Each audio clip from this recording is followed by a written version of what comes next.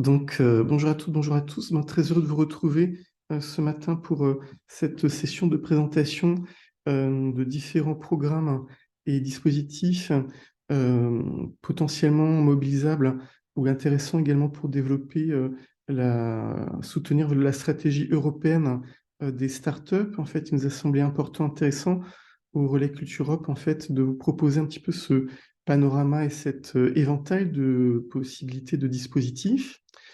Donc pour ceux qui ne le connaissent pas encore, en fait, le Relais Culture Europe, nous sommes une association qui a été créée il y a une vingtaine d'années à l'initiative du ministère de la Culture. Et donc, notre ambition, c'est d'être en fait une plateforme pour soutenir l'innovation culturelle européenne et donc développer, vous accompagner notamment dans votre stratégie, votre développement européen. Et donc, ça s'articule entre différentes missions.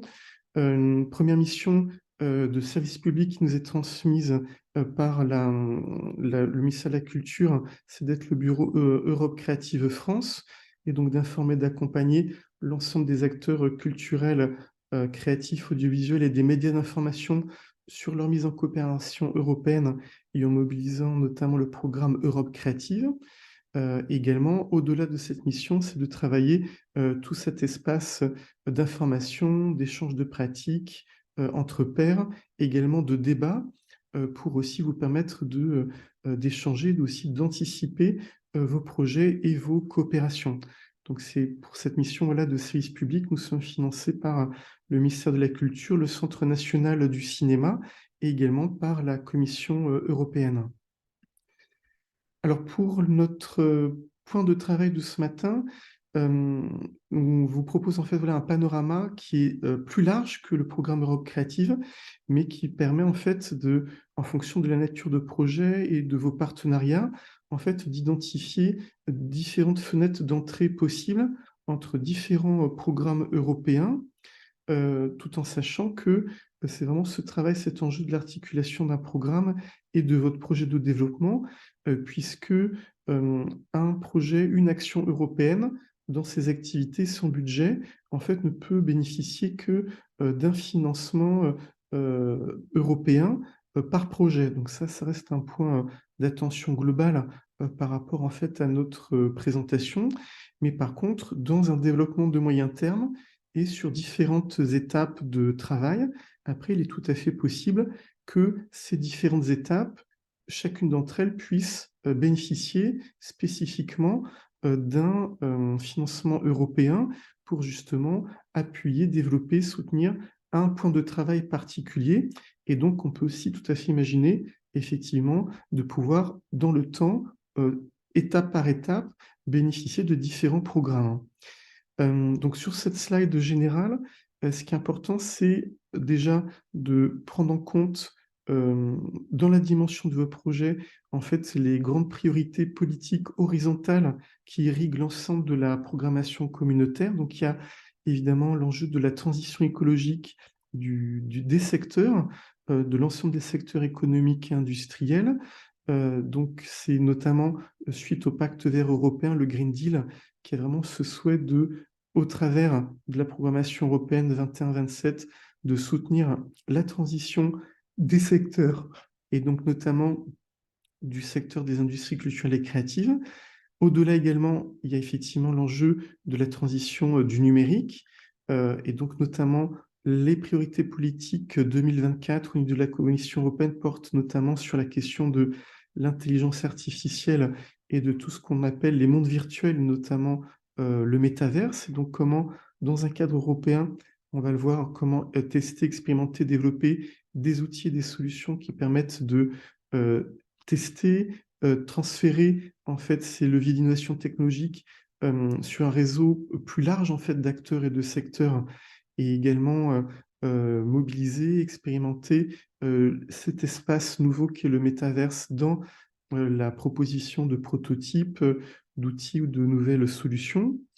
Ça, c'est pour la transition numérique. Et après, un autre enjeu important, c'est également la question de l'inclusion, de la diversité, de l'égalité de genre et de la parité, et donc aussi d'être vigilant dans le test, le déploiement des outils et des solutions, s'assurer qu'ils puissent être après être utilisés, réutilisés, en tout cas qui puissent être peut-être co-designés pour répondre à des besoins de groupes sociaux spécifiques et faire en sorte qu'aucun groupe ne soit mis de côté ou faire en sorte que des outils, des solutions leur permettent notamment d'être des bénéficiaires à part entière en fait, de l'ensemble de ces évolutions. Donc ça, ce sont les priorités politiques européennes qui irriguent l'ensemble des programmes européens. Et ensuite, un point important qu'on va voir ce matin ensemble, c'est aussi de voir dans votre démarche et votre stratégie de développement au niveau européen, de voir aussi quels sont les acteurs et les secteurs avec lesquels vous souhaitez tester, développer plus particulièrement un outil, une solution, et donc au-delà de voir quels seraient les potentiels bénéficiaires directs et les clients ou les usagers en fait, de ces solutions. Et donc, sur des projets qui, on va le voir vraiment, ont, en termes d'application, en termes de production de contenu, de livrables, ont par exemple pour objectif de produire de nouvelles connaissances et de nouveaux savoirs, donc contribuer au secteur de la recherche. On peut voir effectivement parmi les appels à propositions du programme Horizon Europe, les sujets qui pourraient soutenir et appuyer votre développement européen. En termes d'application, de développement de compétences, de production de nouveaux contenus à forte valeur culturelle, créative, ou sur la question linguistique, de la diversité culturelle, voir aussi comment développer les compétences des acteurs des secteurs culturels, audiovisuels et des médias d'information, si ce sont, en termes là, de participants, en termes de bénéficiaires directs, plutôt les destinataires des outils de vos solutions, donc plutôt dans des solutions concrètes qui ont une visée en direction notamment des publics et des audiences. Là, on va le voir plus particulièrement en direction du programme Europe Créative. Et après, pour notre présentation de ce matin, il semblait aussi intéressant de compléter cette présentation par deux autres programmes européens que sont le programme Digital Europe, qui soutient en fait la transformation et l'innovation de très haute qualité des acteurs du numérique, et notamment sur la question de la contribution à un marché européen des données.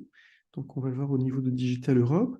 Et dernière entrée qu'on voulait vous proposer ce matin, c'est aussi le programme qui porte sur le marché unique et qui propose également un soutien spécifique en direction des petites et moyennes entreprises. Donc voilà, c'est un petit peu le programme en fait de ce matin. Et donc je vous propose maintenant de parcourir en fait notamment euh, ces différents programmes, et donc avec peut-être déjà une première point d'attention notamment pour voir les articulations possibles entre les deux programmes principaux sur lesquels nous travaillons au Relais Culture Europe. Donc d'un côté le programme Europe Créative et de l'autre Horizon Europe. Et donc vous voyez que en termes d'objectifs, leur raison d'être est vraiment de pouvoir d'un côté au niveau de Europe Créative vraiment soutenir à la fois la diversité culturelle et linguistique des acteurs européens, au travers notamment de la mobilisation et du développement des capacités, de la compétitivité, de la diversité des acteurs culturels, créatifs, audiovisuels et des médias d'information. Donc ça, pour le programme Horizon Europe, alors que Europe Créative, pardon, alors que pour Horizon Europe, vraiment l'objectif est de développer en fait les bases scientifiques et technologiques de l'Union, et donc la production de nouveaux savoirs, de nouvelles connaissances, qu'elles soient techniques, industrielles, académiques, et donc pour soutenir et renforcer notamment la capacité d'innovation, la compétitivité et au-delà la création d'emplois au niveau de l'Union européenne. En termes d'activité de contenu, voilà, sur on va dire l'ensemble du programme, ce qui peut être intéressant à souligner, c'est que au niveau d'Europe Créative, un point d'entrée principal porte sur la circulation des œuvres, des contenus culturels, audiovisuels et créatifs. mais qu'elle permet aussi de soutenir justement des actions d'expérimentation pour développer les audiences, en fait, par rapport à ces contenus culturels, audiovisuels et créatifs. Mais on va le voir dans Europe Créative, on peut tout à fait aussi tester des prototypes innovants à visée commerciale ou non commerciale. Et pour la visée à commerciale, notamment tester, soutenir leur mise sur le marché européen et donc leur réutilisation par d'autres acteurs de ces secteurs culturels et audiovisuels. Alors que du côté de Horizon Europe, on est vraiment sur des projets, des sujets de recherche, on va le voir, et avec vraiment cet enjeu de développement de nouvelles connaissances et aussi, in fine, de faire des recommandations politiques pour identifier, par exemple, sur certains sujets, tels risques ou opportunités. C'est notamment le cas sur les développements technologiques. Et ces recommandations politiques vont en fait également nourrir la réflexion des institutions européennes au niveau politique pour influencer et proposer aussi des inflexions et l'évolution des objectifs des futurs programmes européens sur la prochaine période, notamment 2028-2034. Donc là, on est vraiment aussi beaucoup sur cette dimension de prospective et d'innovation. En termes aussi de participants et d'acteurs de groupes cibles, donc ce sera vraiment par rapport à la nature de vos projets, ce point d'attention, de voir aussi quelle va être leur application concrète entre les différents secteurs. Et donc, du côté d'Europe Créative, il faudra vraiment identifier comment les projets, effectivement, vont pouvoir avoir des solutions concrètes et stimuler, en fait, la diversité des secteurs culturels et créatifs. Et en termes voilà, de public, le programme reste ouvert à tout type de structures publiques ou privées, à but ou non lucratif, et quelle que soit leur taille.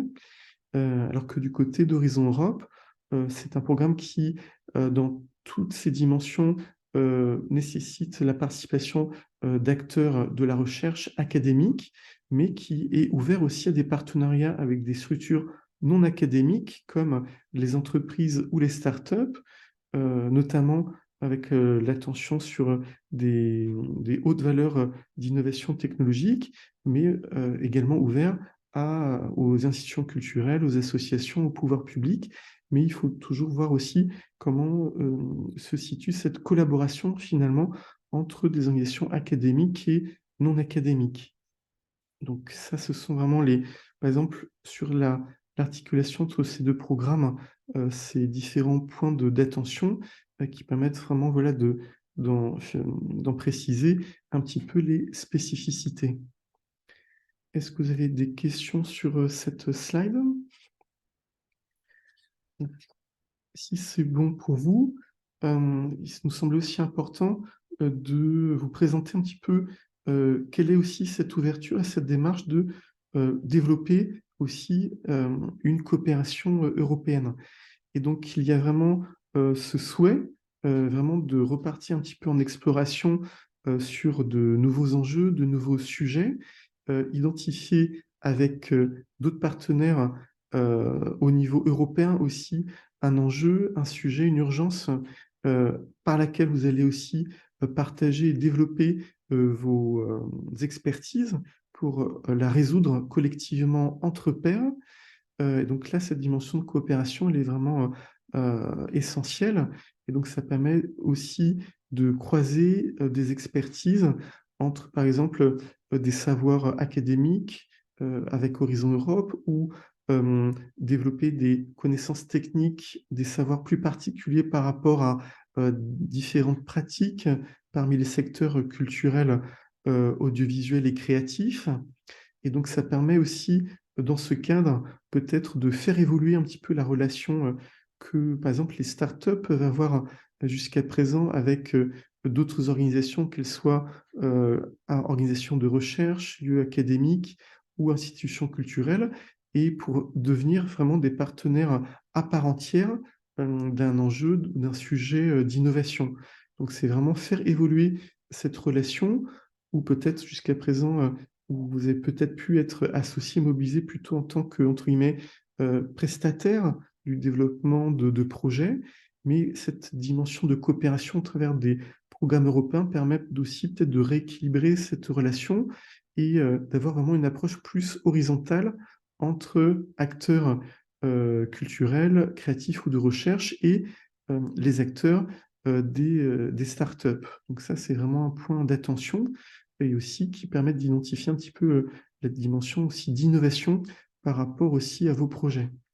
Et donc, en termes de coopération européenne, ce qui est important par rapport à l'ensemble des dispositifs européens que je viens de vous présenter, c'est aussi cette dimension d'expérimentation et donc de pouvoir vous rassembler entre acteurs de différents secteurs et aussi de différents pays permet en fait d'expérimenter sur une échelle plus large, sur une plus grande diversité de territoires européens, des outils, des prototypes, de nouveaux modèles d'affaires et innovants, et ainsi de les tester pendant une période de travail qui peut aller de 1 à 4 ans, l'ensemble des outils, des solutions que vous souhaitez tester et développer en fait au niveau européen et donc ainsi pour soutenir votre stratégie de développement au niveau européen.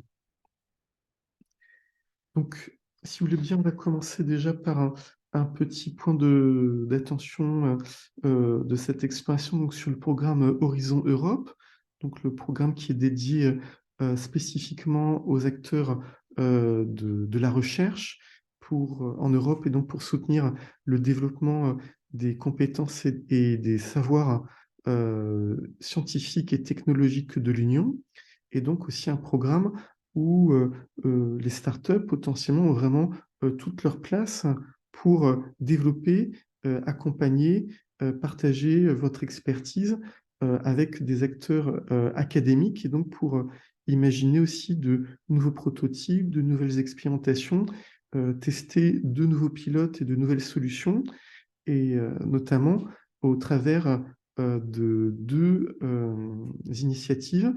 Donc, c'est un programme-là qui est organisé entre différents piliers, et notamment dans le pilier 2, qui touche à l'enjeu des problématiques de compétitivité industrielle européenne. On a en fait un, un dispositif spécifique qui est le cluster 2 et qui est dédié spécifiquement à la culture, à la créativité, aux sociétés inclusives. Et donc, c'est un programme qui peut être, on va le voir, tout à fait important pour développer des différents outils et pour ouvrir cet espace d'expérimentation avec des acteurs, notamment de la recherche. Et on trouve dans un autre pilier, l'Europe plus innovante, une communauté d'innovation et de connaissances, la KIC, culturelle créative pour les secteurs et les industries culturelles et créatives, on va le voir, qui peut être un espace d'échange et de développement de compétences et de capacités. Donc ça, c'est les deux principaux leviers qu'on souhaite partager et vous présenter. Et donc tout en sachant que l'ensemble de ces sujets, on va le voir, doivent aussi prendre en compte au maximum les priorités politiques européennes que sont la transition écologique, de l'innovation et également de la transition du numérique. Et donc, plus particulièrement concernant le cluster 2, culture, créativité et société inclusive, en fait, c'est un cluster qui a 3 objectifs spécifiques. Donc, c'est déjà renforcer la gouvernance démocratique et la participation des citoyens. Également l'enjeu de, notamment, c'est une priorité qui est remontée au niveau politique, de mieux sauvegarder et promouvoir le patrimoine culturel européen et donc soutenir les industries culturelles et créatives et par-delà aussi répondre aux enjeux de transformation sociale, économique et technologique. Et donc, dans ce cluster, il y a ce qu'on appelle 3 axes de travail, des destinations, démocratie, héritage et transformation. Et on souhaitait partager notamment plus particulièrement avec vous ce point de travail concernant la destination euh, héritage. En termes d'organisation, il s'agit en fait sur le cluster 2 plutôt de projets de moyenne de durée de 3 à 4 ans, avec un budget global important, entre 2 et 3 millions d'euros. Et vraiment, ce qui est attendu au niveau des appels, c'est effectivement cette ouverture interdisciplinaire et intersectorielle, et donc aller permettre aussi de développer des partenariats ouverts entre acteurs de la recherche, mais aussi au-delà, en développant un espace d'échange et soutenir les échanges de pratiques avec des acteurs du secteur de l'entreprise, des nouvelles technologies, des pouvoirs publics et du secteur associatif.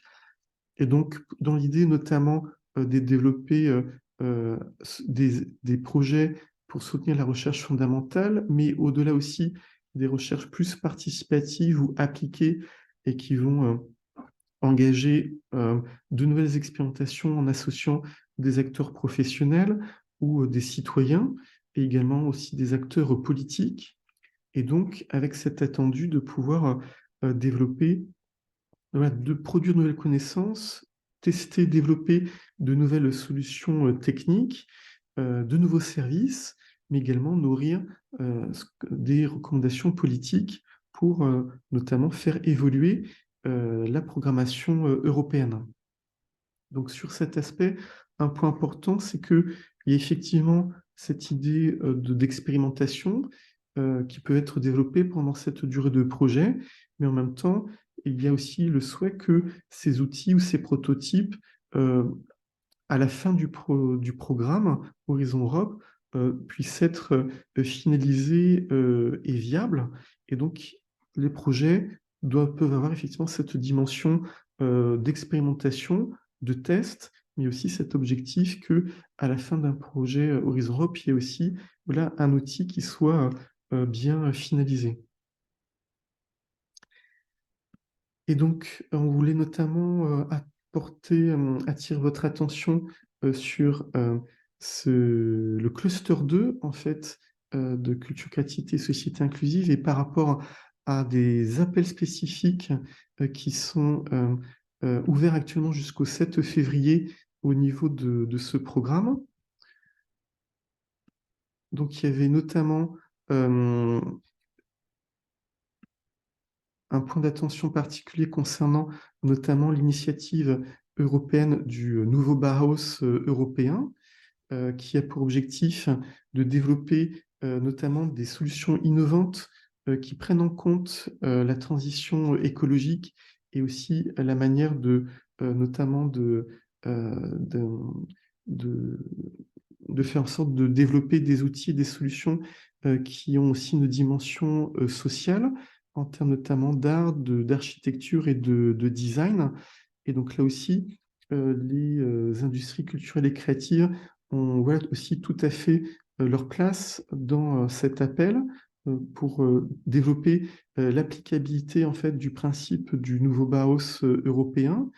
Et donc là aussi, il s'agit dans cette perspective de rassembler à la fois des chercheurs, des praticiens, des entrepreneurs du secteur industriel.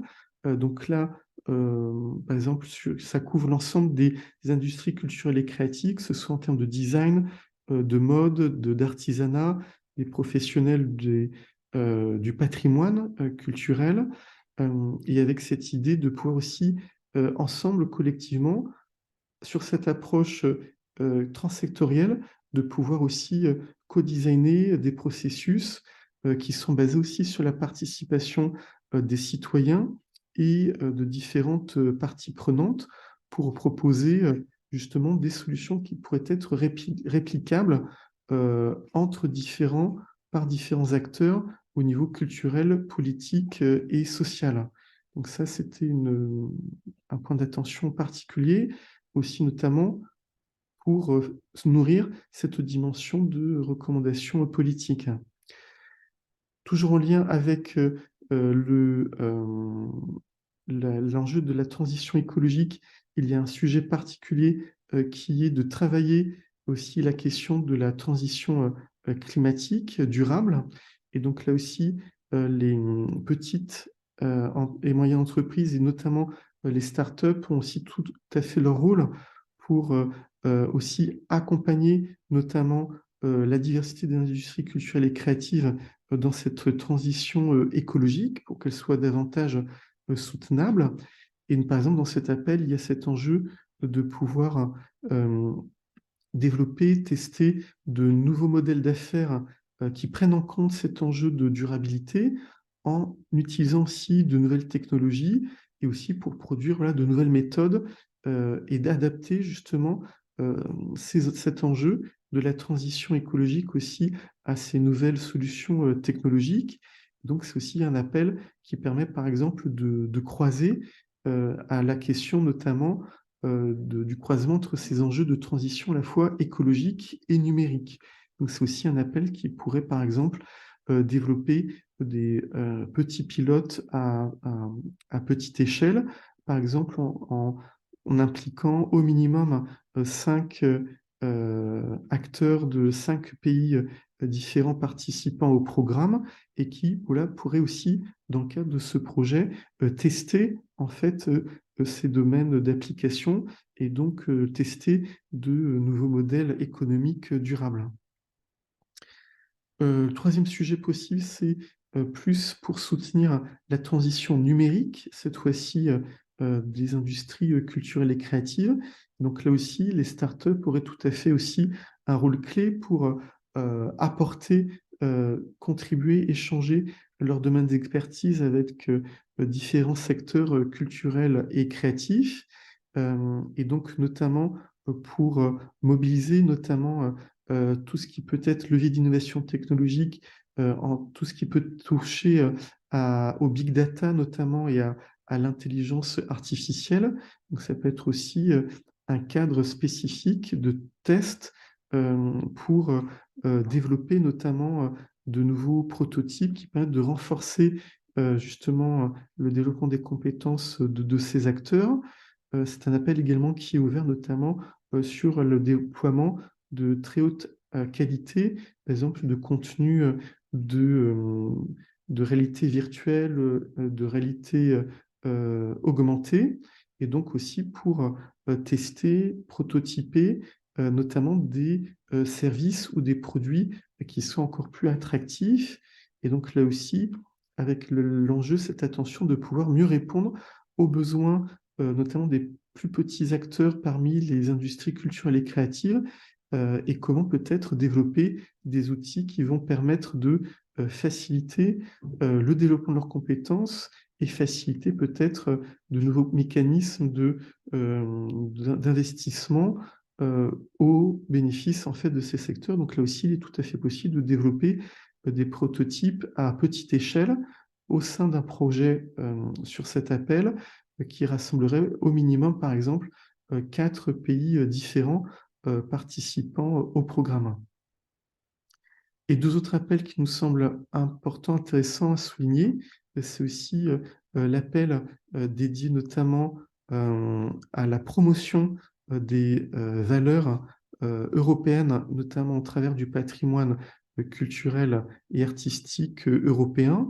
Donc là, c'est un appel qui a aussi une vision internationale et qui a pour enjeu notamment de développer des alliances stratégiques entre différents secteurs culturels et créatifs avec d'autres secteurs, et notamment pour faire la promotion des valeurs européennes euh, au-delà en fait de l'Union, et puisque ces valeurs culturelles, sociales, notamment aussi cet enjeu de protection de l'environnement, de contribution à la paix, à la sécurité, à la justice, à la liberté d'expression, voilà, sont au cœur du projet européen. Et donc, cette proposition est notamment de tester différentes pratiques, différentes actions politiques qui permettent voilà, de mieux promouvoir les valeurs européennes au-delà de l'Europe et notamment de faire des propositions qui analysent notamment les barrières, les besoins des politiques existantes et des pratiques et aussi faire des recommandations politiques sur cet enjeu. Et le dernier sujet traite notamment de la question de la protection du capital linguistique de l'Union et de la stratégie qui doit être prise en compte à ce niveau pour justement préserver cette diversité culturelle et linguistique qui est au cœur aussi comment dire, de l'identité européenne. Et donc, c'est une attention notamment pour mieux étudier notamment les politiques et les pratiques qui existent, notamment au niveau national, pour aussi préserver et faire des recommandations qui permettent à ce niveau politique, aux différentes parties prenantes, de mieux protéger des langues européennes qui sont actuellement en danger dans le contexte de massification des données et des changements économiques et socio-culturels. Et donc, comment aussi nourrir et développer peut-être une politique européenne qui touche à la question du multilinguisme et permettre aussi de donner des enjeux, des recommandations politiques, notamment en direction des autorités nationales euh, éducatives, et donc notamment pour apporter cette attention notamment sur les traditions littéraires et les traditions linguistiques, en fait, au niveau des différents États membres. Donc là aussi, il y a vraiment cet enjeu très important sur cet appel de nourrir des recommandations politiques sur ce sujet. Donc, sur ces différents appels, la deadline est maintenant relativement courte, puisque ces différents appels seront clôturés le 7 février prochain.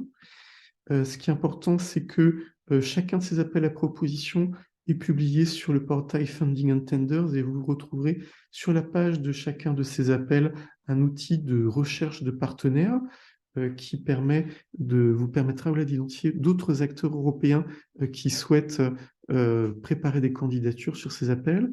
Il est également souligné que la Commission européenne a mis en place en fait une plateforme qui s'appelle Net for Society, qui est dédiée à ce cluster 2 et qui vous permet également d'identifier d'autres partenaires au niveau européen. Vous trouverez en fait également la présentation de l'ensemble de ces appels à propositions avec des résumés en français sur la page du point de contact national du cluster 2. Vous le retrouvez également ce lien sur cette page. Et plus globalement, ce qui est important aussi pour nous, c'est que au-delà effectivement des appels à propositions 2024, c'est que le programme de travail sur les prochains appels 2025-2027 est aussi bientôt en cours de préparation, de programmation. Et donc, si il y a notamment des enjeux ou des avis que vous souhaitez mettre à discussion, n'hésitez pas aussi à nous les faire remonter. Nous sommes là en contact avec le PCN du cluster 2, et donc c'est aussi cet enjeu de faire remonter notamment ces nouveaux enjeux et nouveaux sujets sur lesquels vous souhaiteriez porter l'attention auprès du groupe de travail national qui travaille sur ces appels. Donc s'il y a un effet levier de mobilisation sur un sujet que vous souhaitez faire remonter, et si la communauté des acteurs de la recherche aussi également fait écho par rapport à votre proposition, on peut aussi tout à fait imaginer que ce sujet puisse faire partie euh, éventuellement d'un des sujets du prochain programme de travail 2025-2027. Donc n'hésitez pas à revenir vers nous si vous avez peut-être une proposition à partager auprès de cette communauté.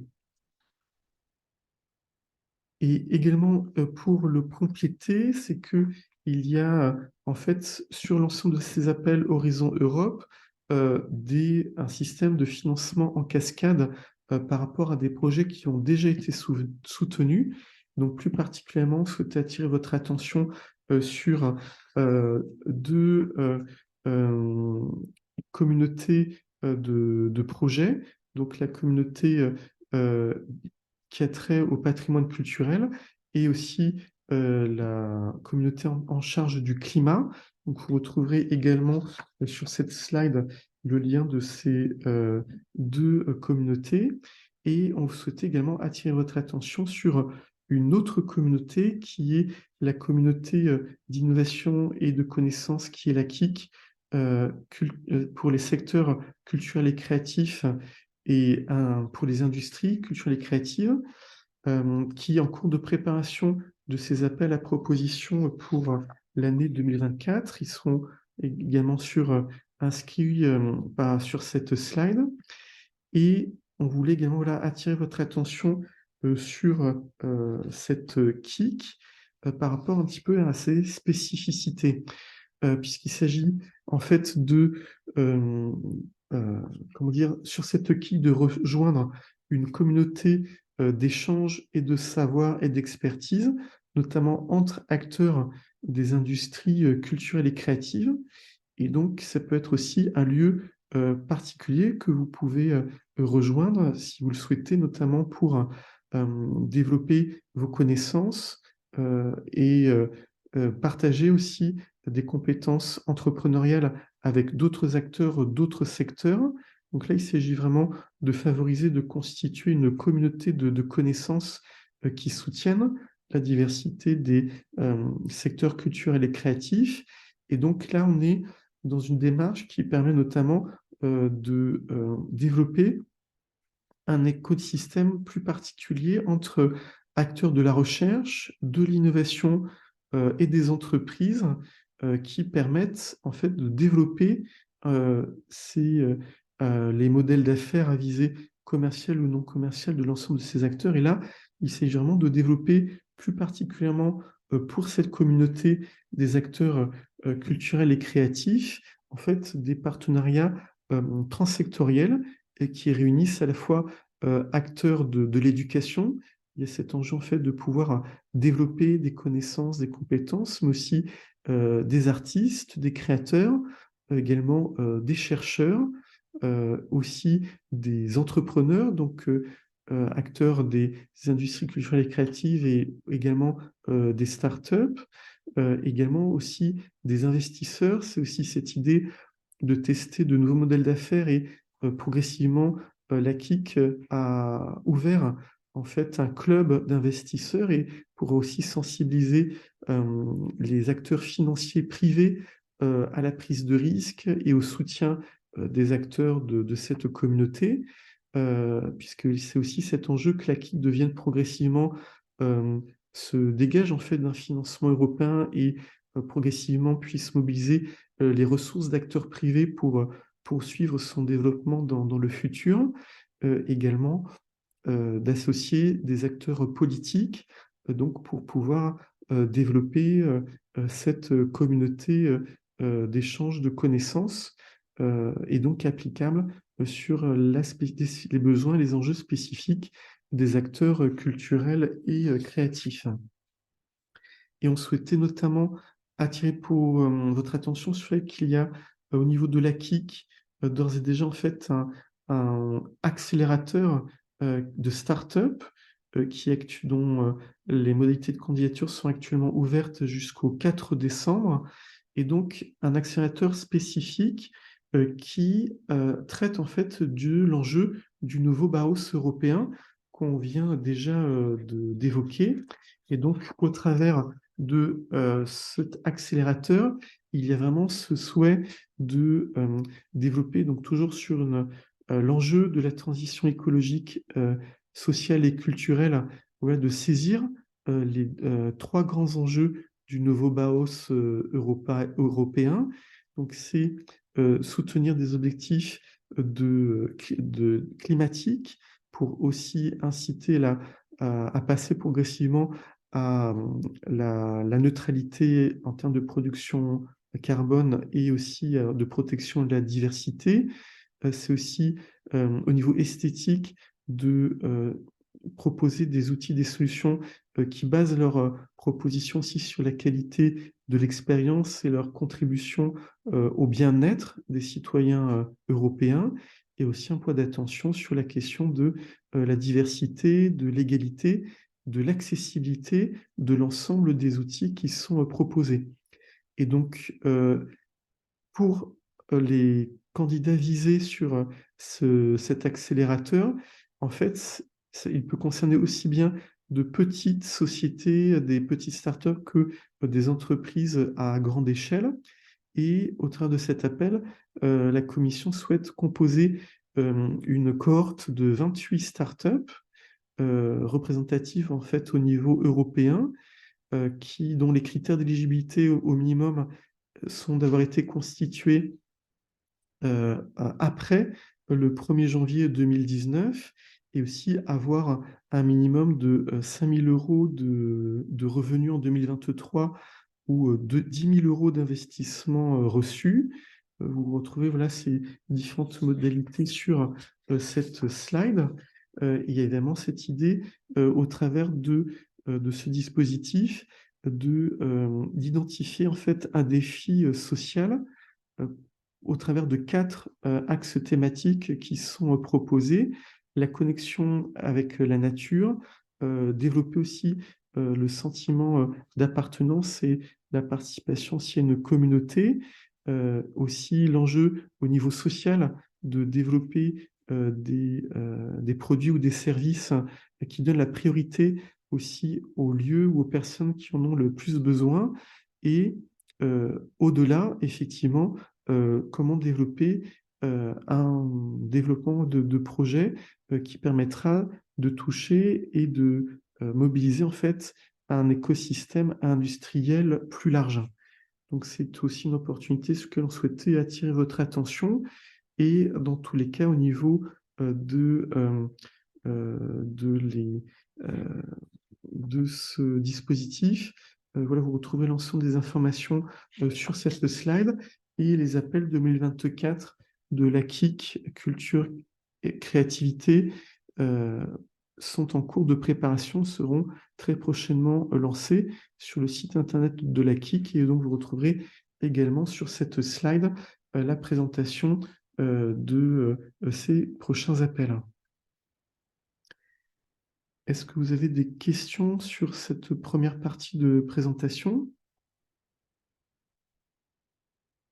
Oui, bonjour, Déborah Abramovic. J'ai une question concernant la start-up. Vous avez dit qu'elle devait être constituée après 2019 ou à partir de 2019 et avoir 5 000 euros de revenus.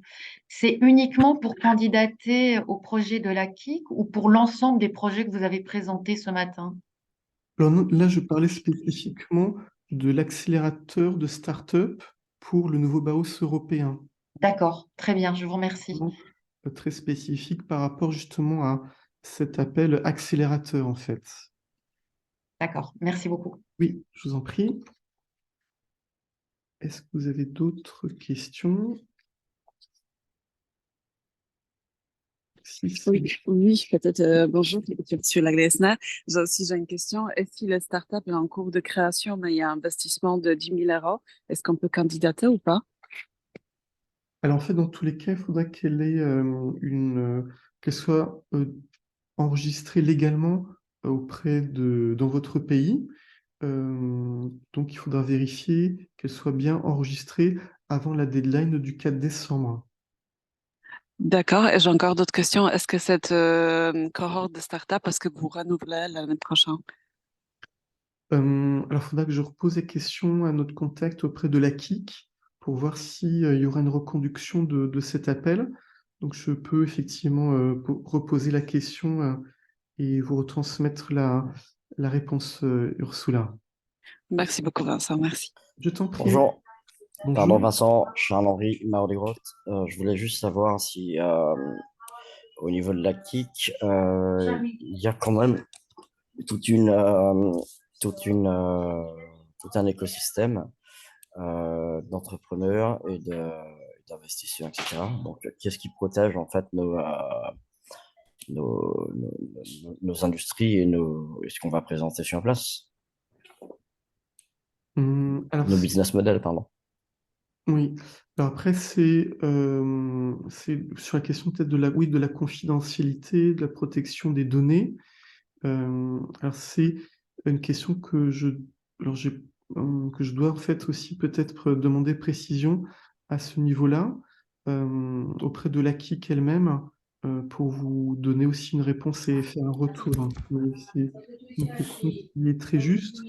Alors, je ne sais pas si au sein de notre groupe, ce matin, on a peut-être des acteurs qui sont déjà impliqués dans la KIC. Est-ce que vous avez peut-être des retours d'expérience sur l'aspect de la confidentialité sur les Tout à business fait. models?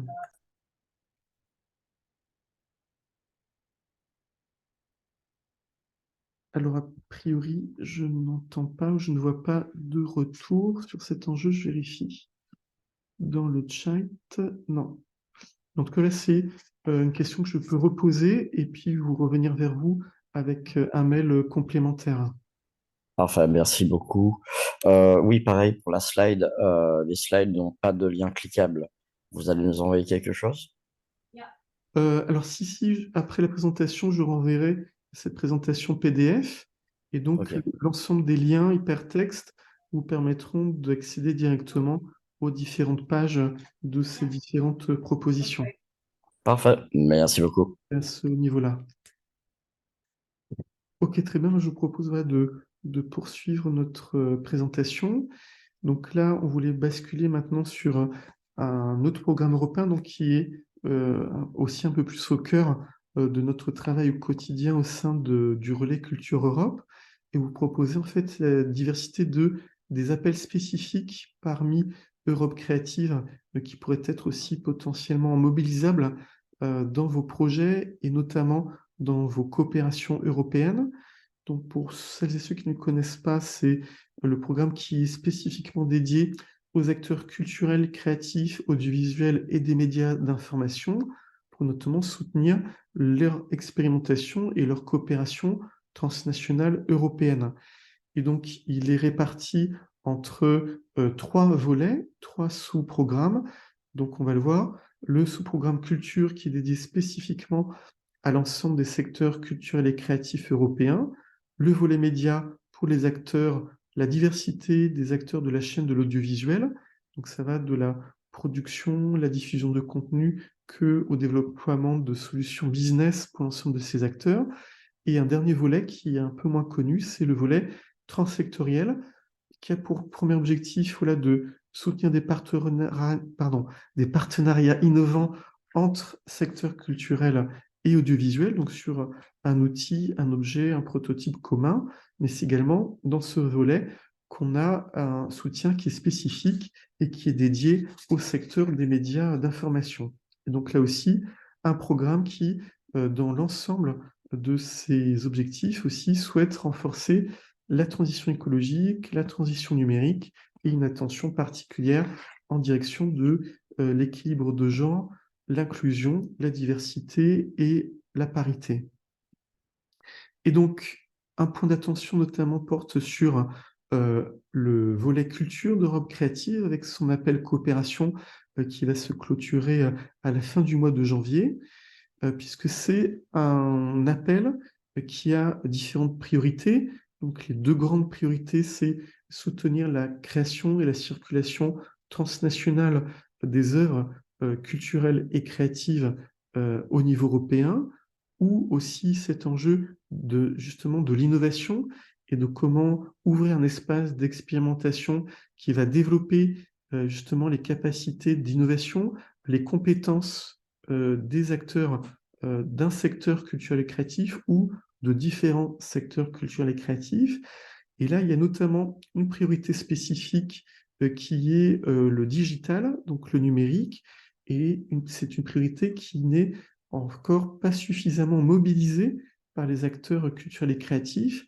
Et donc là, dans notre analyse, il pourrait être aussi particulièrement intéressant que dans le cadre d'une coopération européenne, par exemple, un acteur ou des acteurs culturels et créatifs s'associent à des acteurs de nouvelles technologies, dont des startups qui ont déjà développé une expertise et une application de solutions techniques innovantes applicables à des contenus culturels et créatifs, et que ensemble vous vous rassembliez au sein d'une coopération européenne pour déployer de nouvelles expérimentations, de nouveaux outils, de nouvelles solutions qui vont permettre, par exemple, de favoriser l'expérience des usagers ou des audiences, ou peut-être de faciliter cette accessibilité en direction de publics qui sont peut-être sous-représentés ou absents des lieux culturels traditionnels. Donc là, potentiellement peut-être une articulation de priorités à la fois numérique et inclusion, ou pourquoi pas aussi de développer ces outils ou ces solutions qui mobilisent des leviers d'innovation technologique pour les appliquer à l'enjeu de la transition écologique et ainsi renforcer à la fois les compétences, l'aspect innovant d'acteurs de différents secteurs culturels et créatifs, mais à la fois aussi sur potentiellement cette articulation transition numérique et transition écologique. Donc ça peut être aussi des pistes de travail à développer avec vos partenaires européens. Donc c'est aussi cet enjeu de pouvoir ouvrir cet espace d'expérimentation dans le test et la proposition de solutions techniques. Et donc, pour l'appel 2024, il y a en fait 2 niveaux de coopération qui sont actuellement ouverts sur des partenariats à petite échelle, petite coopération, au minimum 3 acteurs de 3 pays européens différents, ou en moyenne coopération avec au minimum 5 acteurs de 5 pays européens différents, avec un taux de cofinancement européen pour les petites coopérations maximales à 80% et en moyenne coopération maximale à 70%, et donc aussi avec un montant maximal de financement européen qui est plafonné à 200 000 € pour les petites coopérations et jusqu'à 1 million d'euros pour les moyennes coopérations, et pour des projets qui peuvent aller jusqu'à une durée de 4 ans. Et un point important, ce qui nous distingue des fonds structurels, c'est que si votre projet est présélectionné, l'ensemble du consortium passe un test de capacité financière, en sont exonérés les entités de droit public et les acteurs privés qui ont reçu de plus de 50% de financement public sur la base de vos 2 derniers exercices comptables. Et si vous avez reçu sur vos 2 derniers exercices comptables moins de 50% de financement public, vous aussi devez passer ce test de capacité financière, mais s'il est concluant, ça permet de déclencher un préfinancement de la subvention européenne qui peut aller jusqu'à 80% de ce montant et ainsi vous soutenir dans le démarrage en fait de votre action européenne et de votre projet, alors qu'on sait que pour les fonds structurels, ce n'est qu'au bout de la présentation d'un premier bilan intermédiaire ou au bilan final que on peut en fait obtenir le versement d'une première tranche ou du solde de votre subvention européenne. Donc, ce qui est important aussi de souligner, c'est la diversité aussi des acteurs des pays qui sont ouverts par le programme Europe Créative, donc non seulement les pays de l'Union européenne, mais également les pays de l'espace économique européen, Islande, Norvège et Liechtenstein, et également les pays candidats à rejoindre l'Union, donc notamment l'Ukraine, la Géorgie, l'Arménie, également la Tunisie, qui est fait partie aussi de ce programme. Est-ce que vous avez des questions concernant cet appel coopération? Oui, c'est toujours Déborah Abramovic. J'ai une question. Quand vous dites le pourcentage de cofinancement, ça veut Oui. dire des acteurs qui soumissionnent, c'est ça? Alors en fait, cofinancement, c'est-à-dire que là, il s'agit du pourcentage de cofinancement de la subvention européenne, donc le pourcentage maximal qui est accordé sur la base de vos dépenses éligibles. D'accord, donc ça, c'est l'apport que fera la Commission par rapport au budget global. C'est Voilà, soit de 80% maximum, soit de 70%. voilà. Et c'est-à-dire Merci. que les 20% restants doivent être en fait apportés par les partenaires du consortium, soit en mobilisant soit d'autres sources de financement publiques ou privées, ou au travers en fait des recettes qui seront prévues et réalisées par l'action elle-même. Donc par exemple, si vous déployez des outils ou des services qui vont générer des recettes sur, par exemple, les 4 ans de votre solution. Les recettes qui seront générées par l'action sont en fait identifiées comme des ressources propres qui seront apportées à votre projet, en fait. Donc, elles rentrent en compte dans les 20%. Également, si vous pouvez aussi décider, par exemple, que le résultat positif de votre dernier exercice comptable soit affecté directement en tant qu'apport financier en ressources propres de votre organisation, justement au déploiement de cette prochaine action européenne. Très bien, merci. Je vous en prie. Bonjour Vincent, Sébastien Carnac d'Aquitaine Culture. J'avais aussi une question sur ces apports en coproduction. Tu m'entends bien? Oui. Ok. Si on fait un petit calcul, ça fait 200 000 euros, 3 pays, donc ça fait un projet total à 250 000 avec les 20% en coproduction. Tu as dit que c'était soit des recettes, soit l'affectation du résultat, soit d'autres financements. Est-ce que des apports en industrie, des apports en nature, d'espace, de matériel, de compétences, peut faire l'objet de ces 50 000 euros si on part sur un projet à 250 000? Alors, en fait, tout ce qui est contribution nature, comme il n'y a pas comment dire, de valeur, en tout cas sur cet appel, comme il n'y a pas de valeur financière qui est comptabilisée en charge, en fait, au niveau du projet, tout ce qui est mis à disposition ne peut pas être identifié comme un apport, en fait, pour soutenir, en fait, ce cofinancement. Par contre, je sais que sur d'autres appels qu'on va voir un peu plus tard, là, sur cette présentation, c'est un apport en industrie, entre guillemets, qui, lui, peut rentrer en ligne de compte par rapport à l'apport, en fait, en apport en cofinancement des partenaires. Donc, D'accord. Bon, ben, merci beaucoup. C'est je clair. t'en prie. Ouais.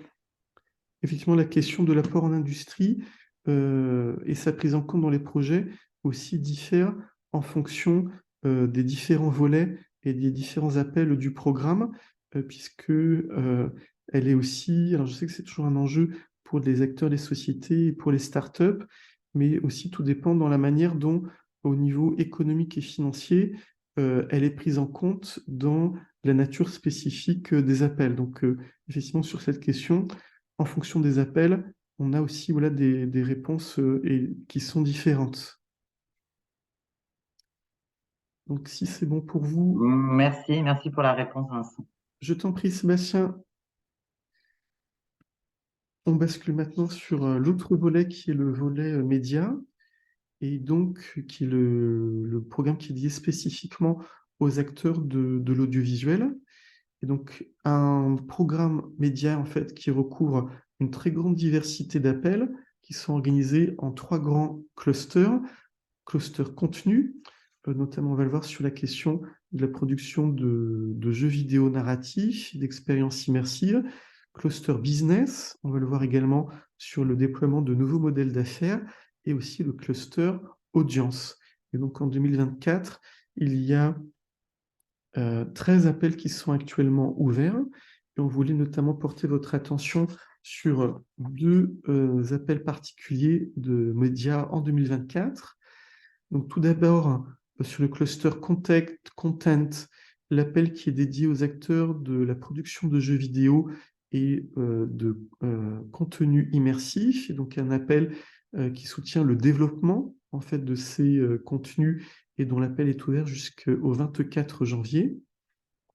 Donc c'est un appel qui souhaite encourager, soutenir la collaboration dans la création d'œuvres de jeux vidéo qui ont un contenu immersif, interactif, européen de haute qualité. Et donc pour soutenir la circulation et concevoir des projets qui auront un fort potentiel de diffusion à l'international. Et donc, sur cette phase de développement, d'accompagner en fait l'ensemble de ces acteurs pour développer aussi des stratégies de financement de qualité, avec toujours ce point d'attention d'accompagner la transition numérique, écologique de ce secteur de manière plus inclusive.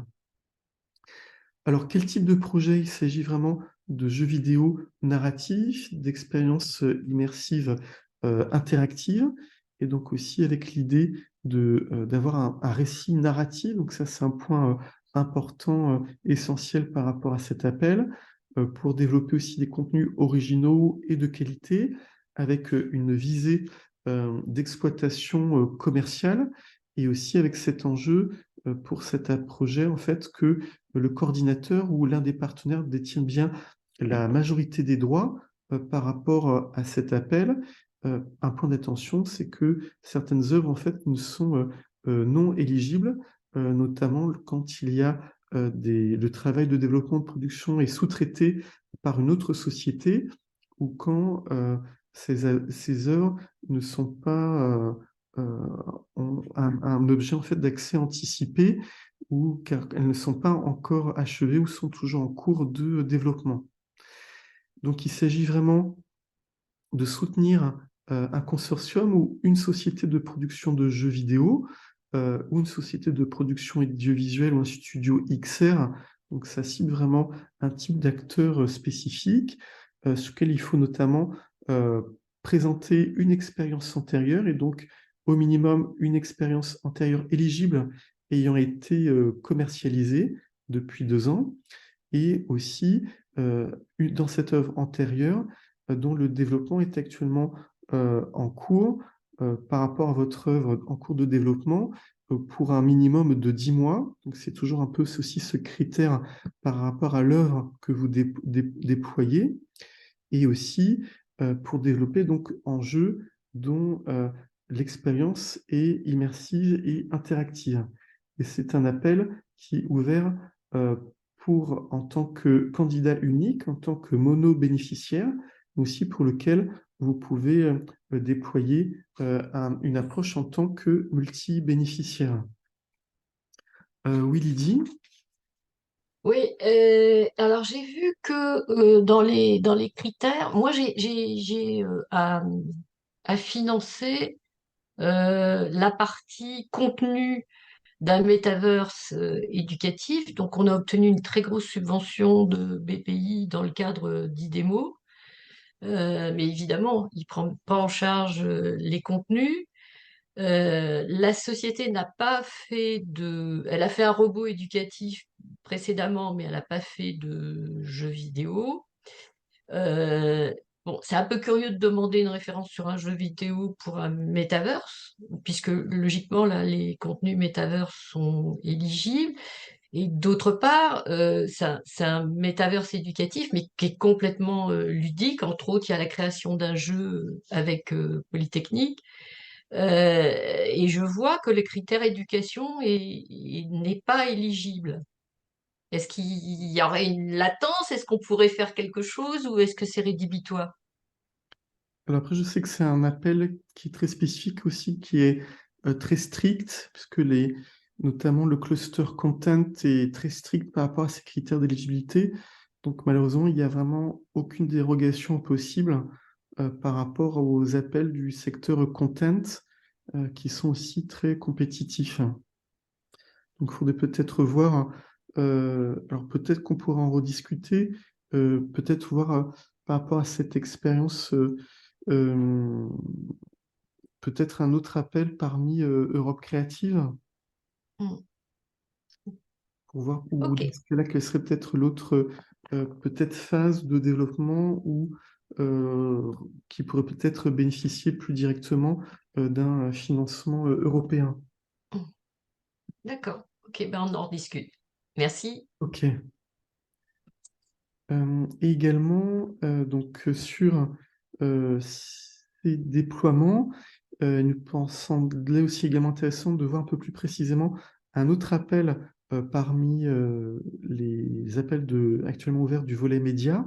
Donc, un appel là du cluster business, qui a notamment pour enjeu de faciliter des opportunités de marché entre acteurs audiovisuels et des nouvelles technologies. Donc notamment cet appel Innovative Tools et Business Model 2024, avec également une clôture à la fin du mois de janvier 2024. Et donc là, c'est un appel qui a l'enjeu de développer, de déployer de nouveaux outils qui vont soutenir aussi le modèle d'affaires des acteurs de l'audiovisuel, qui mobilisent aussi des leviers d'innovation technologique et donc permettre aussi à l'ensemble de ces acteurs de s'adapter, mieux s'adapter au marché du numérique et donc qui permet notamment de développer des nouveaux prototypes, outils, services innovants, par exemple pour développer de nouvelles solutions en termes de sous-titrage, d'accessibilité à des contenus audiovisuels, ou aussi développer des outils commerciaux pour renforcer l'efficacité des marchés audiovisuels au niveau européen. Donc là aussi, en testant ou en déployant des nouveaux outils pour faciliter la gestion de droits, de technologies, d'analyse de données.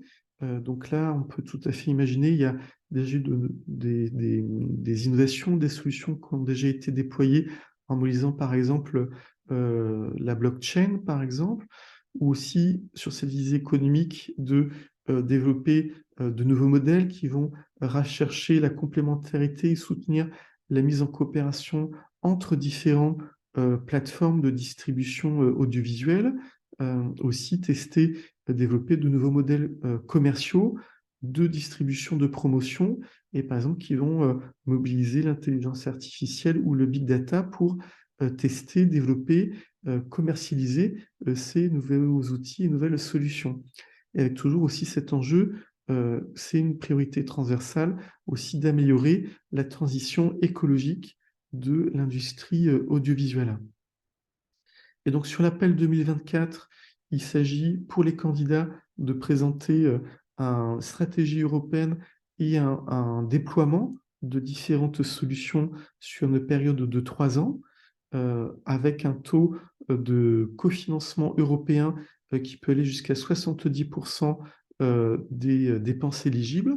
Et pour cet appel, si vous passez avec succès le test de capacité financière, vous pourrez obtenir un préfinancement de 40% pour le démarrage de votre action, qui peut démarrer au plus tôt à partir de août 2024.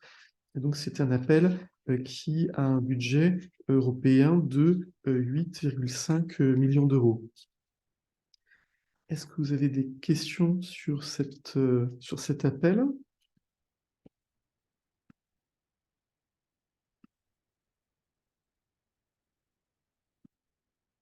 Donc, si c'est bon pour vous, je propose qu'on bascule sur... alors, juste un point d'attention, excusez-moi, concernant cet appel, ce qui est très important, c'est aussi de bien identifier la pertinence, les impacts attendus et d'avoir bien précisé clairement les besoins de l'industrie audiovisuelle européenne. Donc, c'est aussi l'enjeu de soutenir le potentiel européen de votre solution.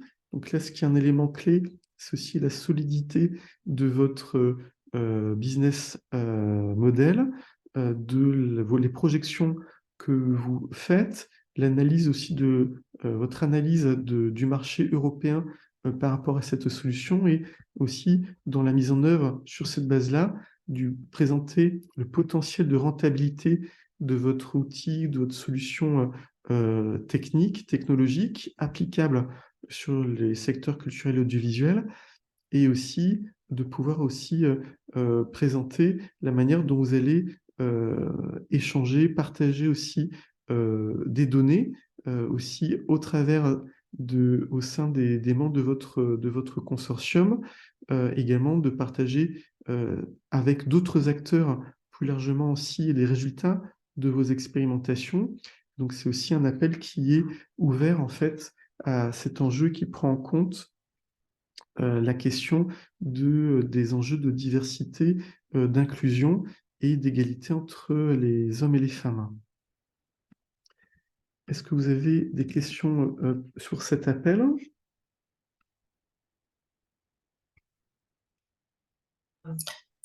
Une fois. Oui, allô ?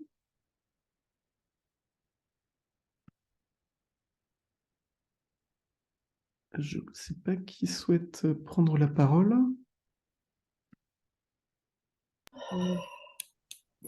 Oui, Oui, je vais essayer, mais en fait, attendez. J'ai une réunion à l'intérieur d'un bureau avec une réunion déjà. C'est le problème. J'essaie de me déplacer. Hop là. Donc, hop là. Bon, là, je peux parler. OK. Donc, j'ai une question sur cet appel parce que nous travaillons effectivement en ce moment sur des nouveaux business models de diffusion par le biais de la réalité virtuelle et la XR. Donc, ce sont des marchés qui s'internationalisent. Donc, on parle aujourd'hui d'Europe, mais il faut bien comprendre que ça va au-delà. Il faut qu'on axe systématiquement sur l'Europe. Je pense qu'en principe, oui. Et comment, c'est une problématique qu'on va devoir travailler. Mais ces nouveaux modèles s'internationalisent. Donc, du coup, ils vont en contradiction avec des problématiques commerciales, voire même comment dire, de la concurrence internationale au niveau des droits d'auteur beaucoup plus simplifié dans d'autres territoires comme les États-Unis. Voilà. Est-ce que ce sont des choses à pousser au niveau politique qui sont donc sur un autre appel, qui sont plutôt placés sur Horizon, et pourtant c'est une problématique qu'on retrouve finalement sur Europe Média Créative. Comment on fait pour... Oui. Alors après, effectivement, sur le programme Média, donc c'est vraiment la raison d'être de Média, c'est de soutenir, comment dire, la production, la diffusion des contenus audiovisuels européens. Ça, c'est vraiment sa raison d'être. Après, je comprends effectivement qu'il y a toute cette problématique par rapport à la question des droits d'auteur, aussi cette concurrence au niveau international. Ouais. Euh, Je après, m'explique, hein, par exemple, dans le cadre du spectacle vivant, si je fais une diffusion à travers un métavers ou de la XR, je ne vois pas pourquoi, finalement, cette diffusion que je peux internationaliser au niveau de mon audience, je vais devoir simplement m'axer que sur l'Europe.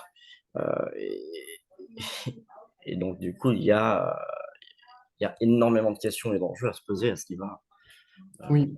Voilà. Alors après, au niveau d'Europe créative, comment dire, son champ d'application, de thèse de développement et aussi pour l'enjeu, au-delà simplement de cette dimension un peu de prototype, c'est aussi de structurer les acteurs européens.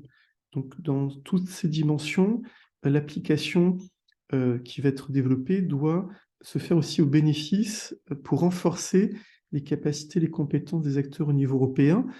Et donc, c'est à la fois un espace de test, d'expérimentation, de finition d'outils, de solutions, mais aussi de recommandations politiques au niveau européen. Et notamment pour contribuer justement à déjà ce niveau-là, à des recommandations au niveau politique, au niveau des États membres, du Parlement, de la Commission, pour aussi, comment dire, produire des normes aussi de très haute qualité pour protéger les acteurs culturels et audiovisuels européens, donc plus particulièrement ici sur Média, les acteurs audiovisuels. Donc c'est plus sur ce niveau-là que Europe Créative est plus un champ d'application, de déploiement de ces solutions techniques et de leur mise sur le marché européen. Il y a euh, après plus alors sur des enjeux d'innovation technologique, de production de nouvelles connaissances, également là aussi à ce niveau-là de recommandations politiques. Là, on peut voir peut-être plus du côté de Horizon Europe. Je sais qu'il y avait notamment euh, sur des appels spécifiques d'Horizon Europe sur la question des jeux vidéo, des expériences immersives, mais qui sont actuellement clôturés.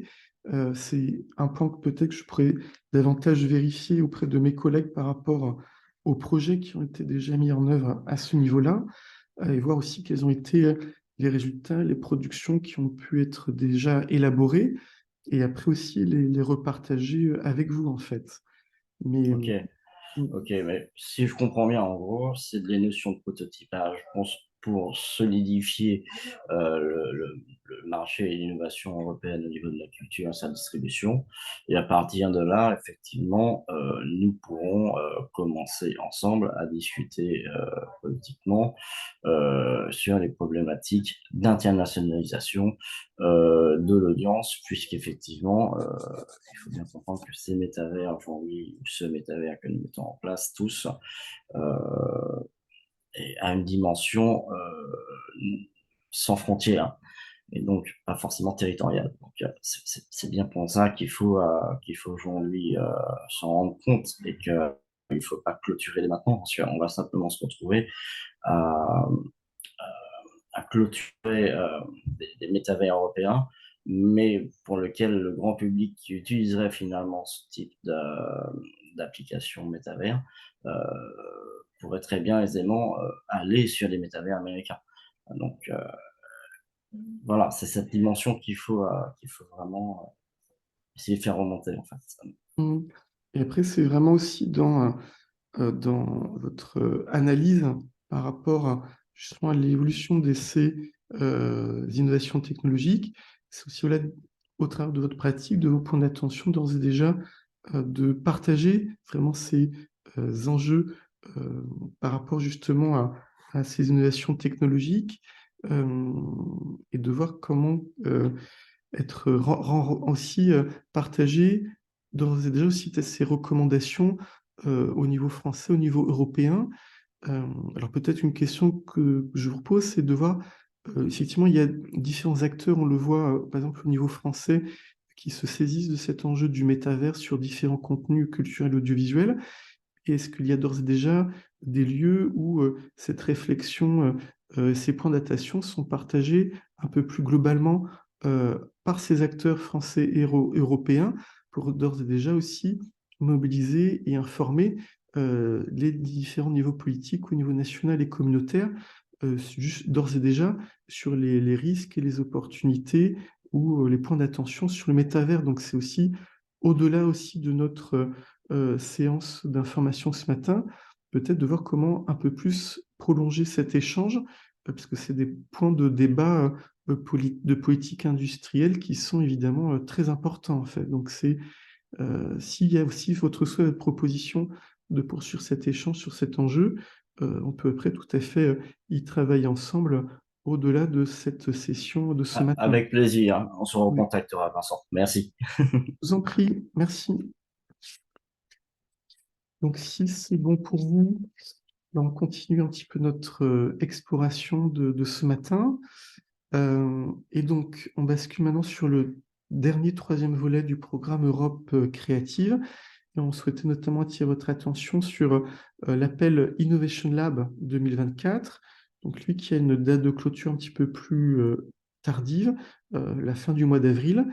Et vraiment la spécificité de cet appel Creative Innovation Lab, donc là on est vraiment sur une dimension qui est transsectorielle, et donc avec cet enjeu, en fait, en identifiant un besoin commun pour un profil d'acteur audiovisuel d'un côté, donc là en prenant en compte toute la diversité des acteurs de l'audiovisuel, que ce soit les acteurs qui développent, produisent ou distribuent des œuvres audiovisuelles linéaires, ou non linéaires interactives, comme jeux vidéo et expériences immersives narratives. Donc là, il s'agit d'identifier au minimum un profil d'acteur parmi cette définition du secteur audiovisuel et un point commun avec un acteur parmi les acteurs du secteur audiovisuel et créatif, donc là aussi qui peut être pris en compte dans toute sa diversité, aussi bien architecture, patrimoine, design, spectacle vivant,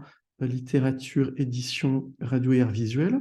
Et donc s'il y a un besoin d'enjeu commun qui est identifié et qui peut faire en fait aussi l'objet d'une expérimentation, du test ou d'un prototype en mobilisant un levier d'innovation technologique parmi ceux identifiés par la Commission tels que le blockchain, les NFT, les crypto-monnaies, le métaverse, l'intelligence artificielle ou le big data.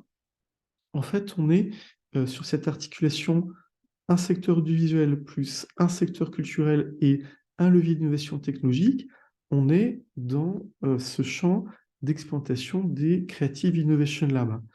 Et donc, c'est un appel qui permet de soutenir le prototypage en fait d'outils innovants, voilà, qui vont être applicables à ces différents secteurs culturels et audiovisuels, et avec aussi derrière cet enjeu d'améliorer la compétitivité des acteurs de ces différents secteurs, aussi de nourrir la transition écologique des secteurs de contenu européens, et aussi pour soutenir la circulation, la visibilité, la disponibilité et ou l'audience du contenu européen.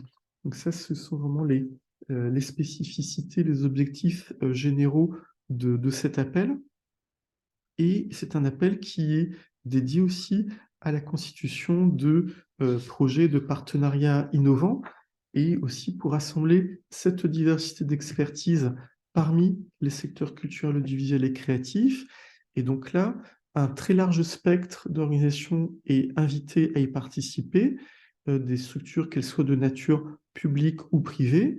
Évidemment, la diversité des organisations culturelles et audiovisuelles, mais là aussi, les entreprises de nouvelles technologies et les startups aussi ont un rôle clé pour transférer, aussi appliquer ces leviers d'innovation technologique sur ces secteurs, et aussi à ce titre, la participation des accélérateurs et des incubateurs créatifs est particulièrement encouragée pour être un peu les catalyseurs de ces innovations et de ces transferts de nouvelles technologies vers ces secteurs. Donc ça, c'est vraiment l'attendu, la spécificité, et il y a vraiment une attention très forte de la Commission européenne justement sur la participation des startups au consortium candidat sur cet appel. Et en termes plus techniques, en fait, vous avez, comme pour l'appel qu'on vient de voir de médias innovatifs, tools et business models, vous pouvez soit candidater en tant que candidat unique ou candidater au travers d'une coopération européenne de 2 partenaires au minimum. Et donc là, ce qui est attendu, c'est en termes financiers que le financement européen apporte jusqu'à 70% de vos coûts éligibles sur une durée de projet de 2 ans, avec aussi, si vous passez le test de capacité financière, un préfinancement qui peut atteindre jusqu'à 60% du montant de la subvention européenne. Et cet appel Innovation Lab 2024, on va dire, fait partie des rares appels de l'année 2024 qui ont une augmentation budgétaire par rapport à l'année 2023, avec une augmentation de budget de près de 40%, et donc un budget de l'appel qui portera sur près de 7,5 millions d'euros au niveau européen. Les points d'attention concernant ces appels, c'est vraiment cette approche transsectorielle. C'est vraiment un appel qui a pour objectif de casser les silos qui peuvent exister entre acteurs audiovisuels d'un côté et acteurs culturels de l'autre. Donc ça, c'est vraiment le point d'attention par rapport au domaine d'application de votre prototype.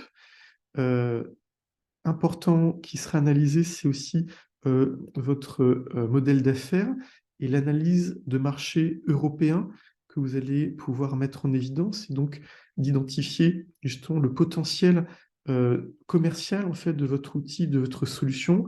Là, on est vraiment sur un appel qui est dédié au soutien à des acteurs sur le marché européen, et de voir aussi comment votre projet et son déploiement aussi pourront avoir justement un impact de long terme sur les secteurs culturels et audiovisuels, et comment votre prototype va faire date pour déployer ces outils et ces solutions sur ces différents secteurs.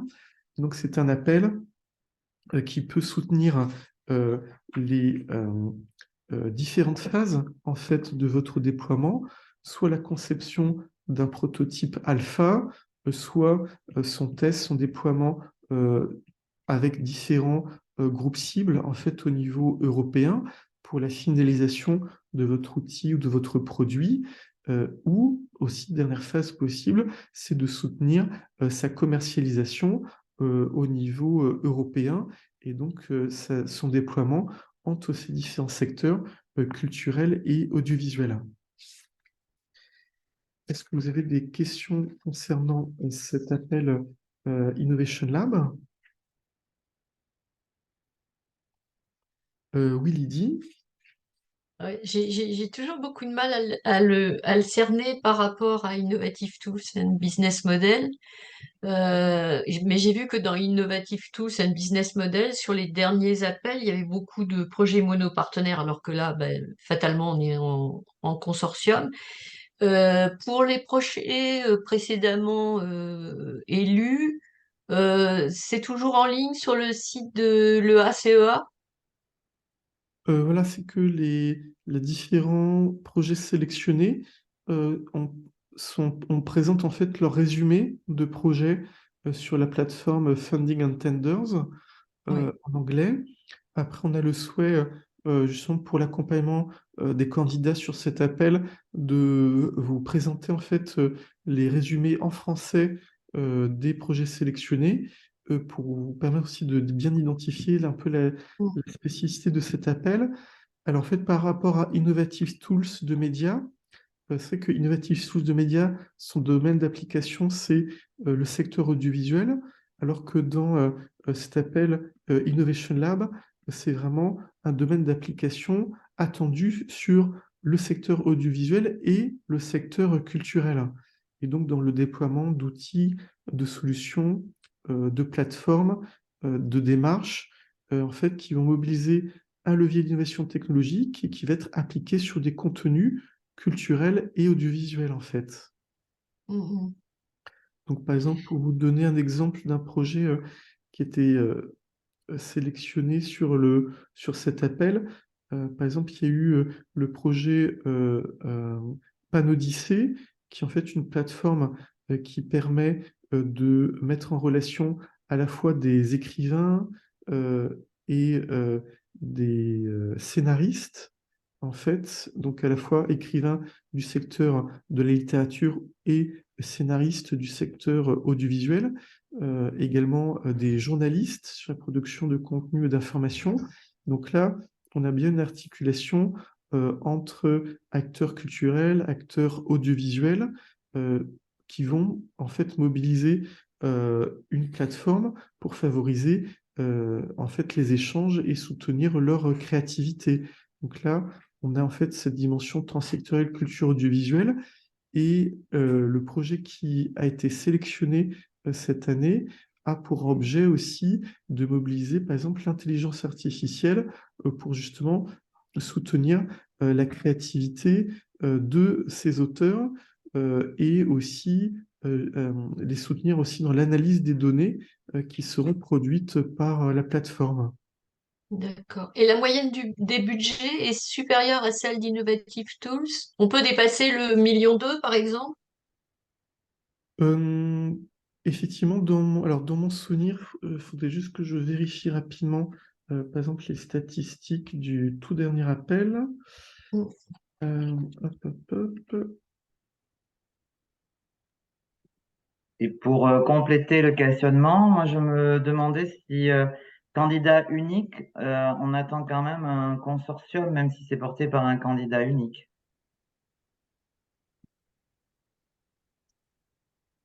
Alors, tac, tac. Alors, pour répondre aux questions niveau budgétaire sur l'appel 2023, Mm. il y a eu 6 projets sélectionnés au niveau européen.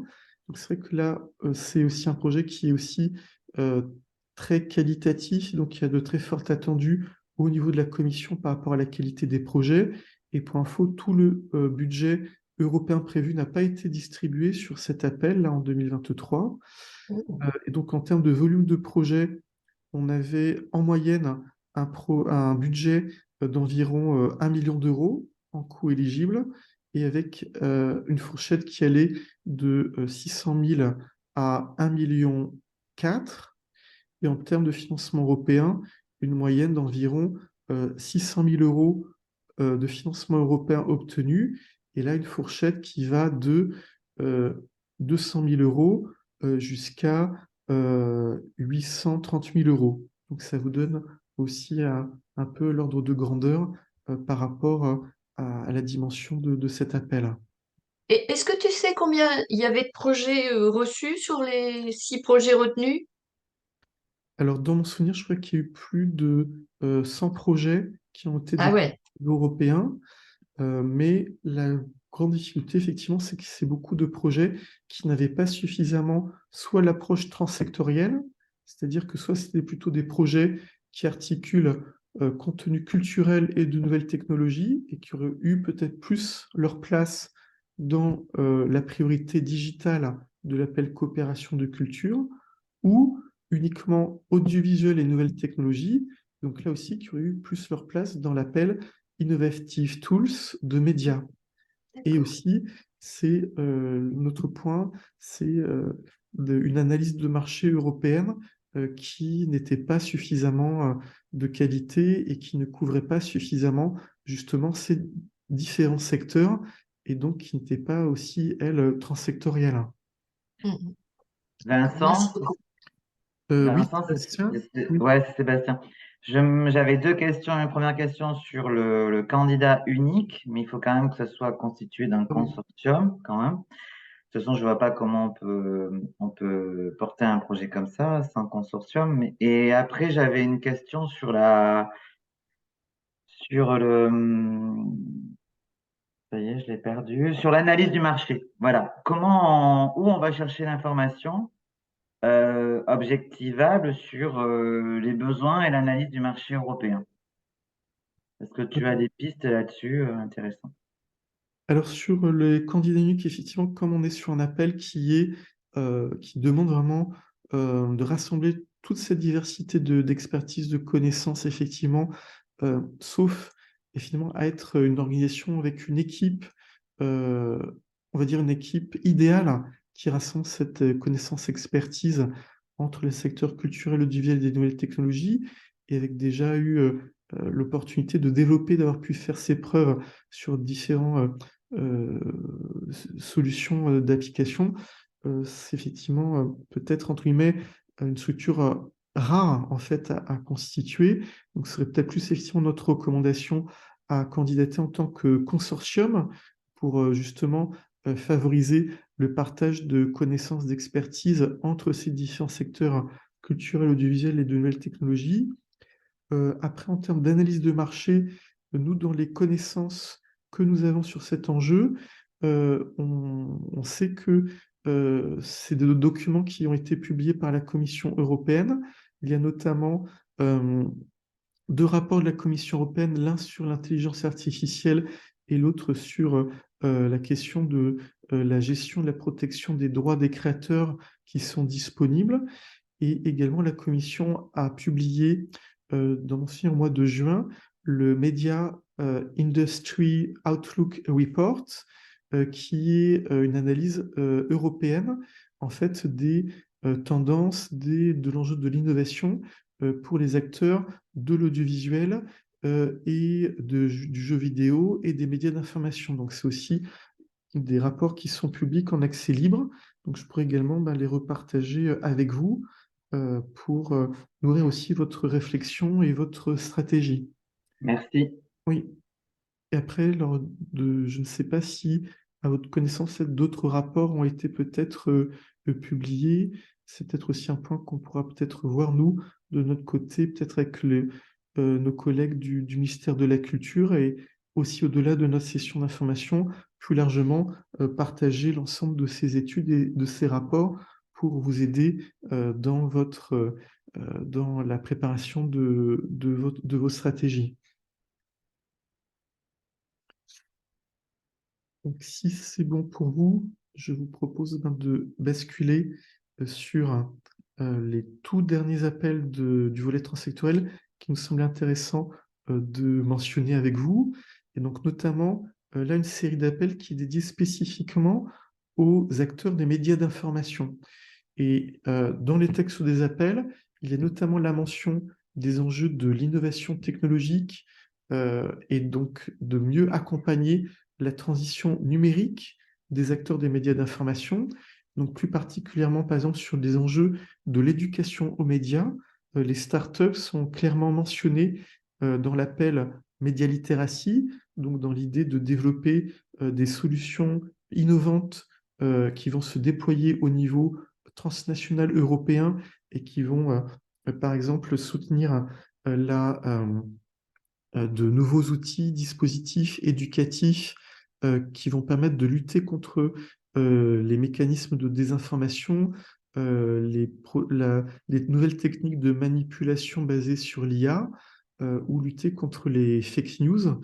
Et donc, c'est aussi comment des acteurs de start-up qui ont ces compétences d'innovation technologique vont aussi s'engager, développer des partenariats avec des structures publics, privés, des centres de recherche ou des acteurs des médias d'information, et aussi pour proposer des boîtes à outils, des outils ou des solutions innovantes qui vont permettre de trouver des parades contre ces techniques de manipulation. Donc ça peut tout à fait être déployé, exploré dans le cadre de cet appel Média Literacy, et après également plus généralement sur les enjeux de développer les modèles économiques des médias d'information ou de nouvelles techniques de création, production, diffusion de contenus d'information de qualité entre partenaires de médias d'information au niveau européen et aussi dans tout ce qui peut être outil pour soutenir le pluralisme et la diversité des médias au niveau européen, peut-être aussi en qualité d'analyse de données ou identification de menaces, de violences ou sur des territoires dans l'espace médiatique où justement la liberté d'expression est mise à mal. Les acteurs des nouvelles technologies ou les startups auraient, par exemple, nous pensons tout à fait aussi leur place à mobiliser ou à tester peut-être de nouveaux outils ou de nouvelles solutions applicables sur ces secteurs. Donc, c'était important pour nous aussi de mentionner ces différents appels.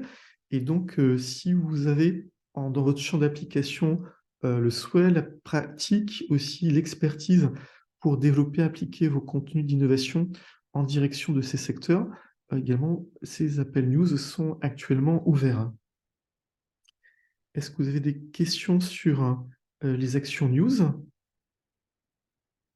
Donc, je vais juste parcourir très rapidement avec vous un peu leur spécificité. Donc, c'est globalement toujours cet enjeu de soutenir la collaboration transnationale entre les acteurs des médias d'information, donc notamment pour le sujet collaboration de l'appel journalisme partnership, c'est soutenir les compétences professionnelles et notamment le développement des compétences numériques des acteurs des médias d'information, avec l'enjeu de développer, tester, déployer de nouvelles solutions qui vont soutenir le modèle économique de ces médias d'information.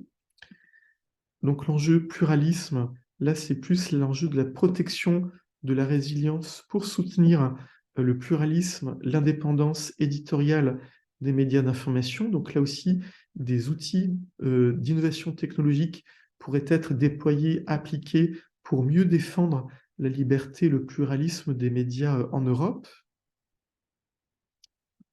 Et donc, sur l'enjeu de l'éducation aux médias, c'est aussi déployer des nouveaux outils au niveau transnational, au niveau européen, qui vont permettre de lutter contre de nouvelles pratiques de manipulation.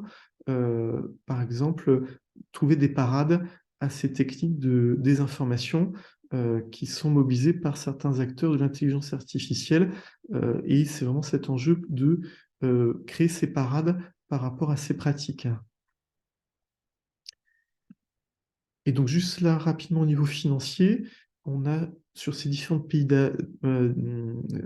différents panels d'appels, aussi des projets en coopération européenne entre partenaires de différents pays européens, avec des taux de cofinancement européens maximal qui vont de 70 à 90%, un montant de financement européen également plafonné au maximum entre 500 000 euros pour l'appel Média Literacy, 2 millions pour l'aspect journalisme, partnership, collaboration, et jusqu'à 3 millions d'euros sur l'enjeu du pluralisme, avec également un préfinancement européen qui peut atteindre jusqu'à 70% et des projets d'une durée attendue de 2 ans.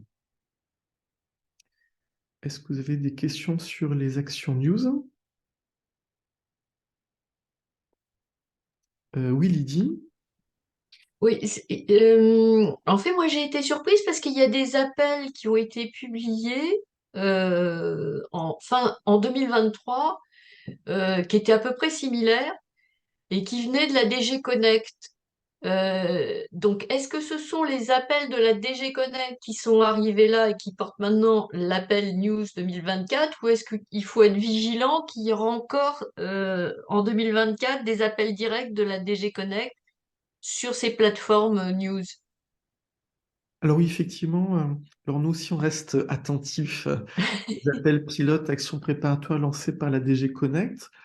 Donc on sait qu'il y a eu oui, effectivement différents appels euh, pour soutenir des plateformes européennes sur ces différents enjeux. Alors je sais que certains appels ont déjà été reconduits sur 3 années consécutives. Donc c'est la question de voir s'il y aura peut-être une 4e année de soutien sur ces appels. Donc ça c'est une question aussi qu'il faut que je pose à notre contact à la DG Connect. Donc nous aussi on reste très vigilants sur la publication de ces appels spécifiques. Euh, donc là aussi, je peux aussi voir un peu plus auprès de notre contact et voir aussi un peu plus en anticipation qu'est-ce qui va être prévu en 2024, puisque ce sont aussi des appels pilotes qui ont une durée entre l'ouverture et la clôture qui est relativement courte. Je pourrais compléter aussi un prochain temps de présentation un peu plus dédié à l'information sur ces appels. Donc nous, aussi en parallèle, on a organisé hier une session spécifique dédiée aux actions news. Et il y a par exemple un appel de la DG Connect sur la question de soutenir en fait un espace d'information européen qui est dédié plus spécifiquement aux jeunes citoyens européens par rapport à des contenus d'actualité qui les intéressent plus particulièrement, favoriser la diversité des points de vue entre ces différents acteurs. Donc ça, c'est par exemple un D'accord. appel qui est actuellement ouvert. Oui, Merci beaucoup. je t'en prie, Lydie. D'autres questions sur les actions news? Donc, si c'est bon pour vous, on va arriver voilà, aux dernières slides de notre présentation. Donc, c'était aussi l'enjeu de mentionner notamment 2 appels 2024 sur le programme Digital Europe. Donc, un programme qui a pour objectif en fait, de soutenir un espace européen commun des données. Et donc, il y avait cet enjeu sur vraiment cet enjeu de l'entrée du numérique, de soutenir la transformation numérique de l'économie, de l'industrie, de la société européenne, avec toujours cet enjeu de renforcer la compétitivité de l'Europe, en fait, sur ces enjeux, et réduire sur l'ensemble du territoire européen les fractures numériques qui existent encore, et aussi soutenir, renforcer la stratégie l'autonomie stratégique de l'Union sur l'enjeu du numérique. Et donc, ce programme propose différents objectifs spécifiques et il nous semble intéressant d'attirer votre attention sur 2 appels spécifiques sur l'entrée intelligence artificielle, donc notamment sur la question du patrimoine. Il y a 2 appels qui sont actuellement ouverts, donc dans la constitution notamment d'un espace de données de très haute qualité sur la question du tourisme. Donc ça, c'est un appel qui est doté de 8 millions d'euros pour notamment soutenir la transition des acteurs de l'écosystème touristique européen, donc notamment pour mieux partager des données entre les entreprises touristiques, les destinations touristiques européennes et les différents niveaux d'autorité publique, notamment sur l'enjeu du collectage, de l'analyse des données de ces acteurs de cette industrie sur leur productivité, leur transition écologique, leur modèle d'entreprise et aussi cet enjeu de mieux développer les compétences numériques de ces acteurs spécifiques.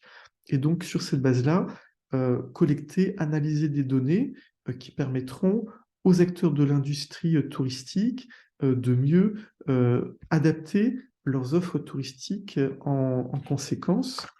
Également, un autre appel, donc lui qui est dédié aux acteurs du patrimoine culturel, qui est doté d'un budget de 4 millions d'euros et donc qui, lui, a pour objectif spécifique de déployer un espace de données européen ouvert pour les acteurs du patrimoine culturel, notamment pour soutenir cette analyse de données sur les contenus culturels européens de haute qualité, et notamment tout ce qui peut être outils développés en 3D, et favoriser notamment la réutilisation de ressources culturelles numérisées pour qu'une plus large communauté d'acteurs puisse s'en inspirer et ainsi profiter, développer de nouveaux services enrichis grâce à l'utilisation de technologies de pointe. Donc ça, c'est des éléments, des appels qui sont ouverts jusqu'au fin janvier 2024.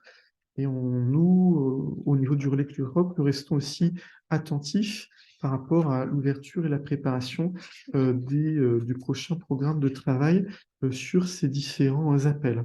Et vous pourrez également retrouver sur cette slide les liens qui vous renverront sur les appels du programme Digital Europe. Et le tout dernier programme et appel qui nous semblait intéressant de mentionner, c'est le programme dédié au marché intérieur, donc qui couvre en fait, qui est le programme qui est aussi spécifiquement dédié à différents objectifs du marché intérieur européen, que ce soit la sécurité alimentaire, la protection des consommateurs, les statistiques européennes sur le marché, également l'enjeu de soutenir plus spécifiquement les petites et moyennes entreprises.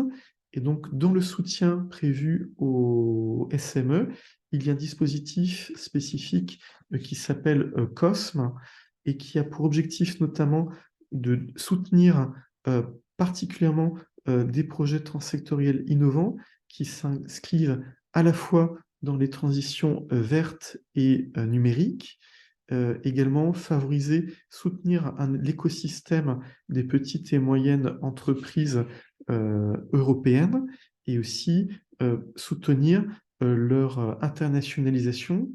Et là aussi, on souhaitait mentionner qu'il y a justement l'appel, la seconde édition de l'appel Friand de CCI, qui est actuellement ouvert avec une deadline de candidature au 14 janvier et qui permettra notamment de soutenir les petites et moyennes entreprises, notamment les startups, sur le déploiement de projets transsectoriels sur cette double transition verte et numérique pour favoriser le perfectionnement de nouvelles solutions, le développement de compétences et cette idée de pouvoir développer des projets, soit qui vont améliorer de nouvelles innovations dans des produits innovants et également tester, développer, renforcer la transformation des processus de création de ces outils, de ces solutions sur ces transitions à la fois plus vertes et plus numériques.